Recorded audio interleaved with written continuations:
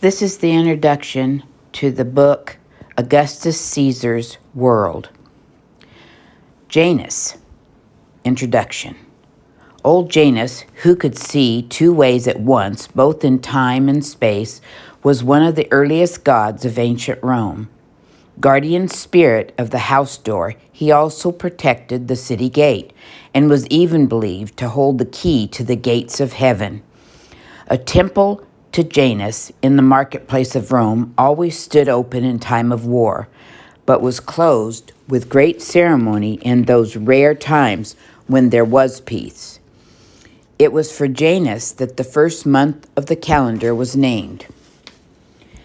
And since he watched over all the openings and beginnings, it seemed right that he could also be here at the opening of this book. For this is a story of the world centered in old Rome during the lifetime of Augustus Caesar, Rome's first emperor, who closed the gates of Janus for the first time in over 200 years and established peace and order in the Roman Empire.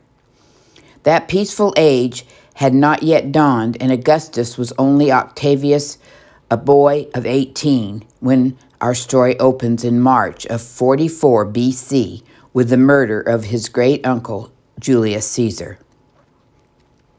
The story tells of the exciting events that followed those fatal Ides of March, of the conspirators, Brutus and Cassius, and what became of them, of Antony and Cleopatra and their famous love affair, of Circe, the orator, and Virgil, the poet, of Herod, the hated king of Judea, of Hillel, the wise and patient rabbi, and of Jesus, the boy of Nazareth, who, according to Luke, was born with the decree had gone out from Caesar Augustus that all the world should be taxed, and was still living in Galilee when the year 14 AD begins the life of that first Roman emperor to a close. We are now almost 2,000 years away from those days when the Roman world was kept in order by Augustus Caesar. What was it like, that ancient world under the Roman law? How did people live and travel? What did they believe? To what great heroes of the past did they look back? To what golden age to come did they look forward? What did they think about the stars and the planets? Had they discovered that the earth was round?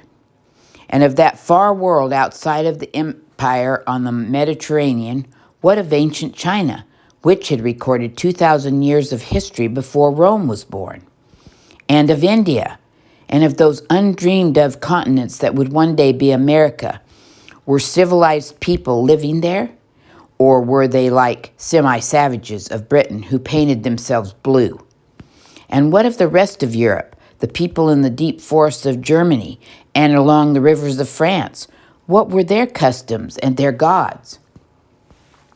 And of all the beliefs and customs and superstitions of that ancient world, which one have we discarded, like that of offering burnt animals to God?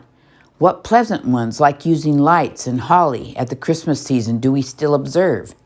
And above all, what thoughts and beliefs were there in that old world that will be forever new and forever will be true, as they have always been true, no matter in what century or in what land or by what race of people they have been spoken?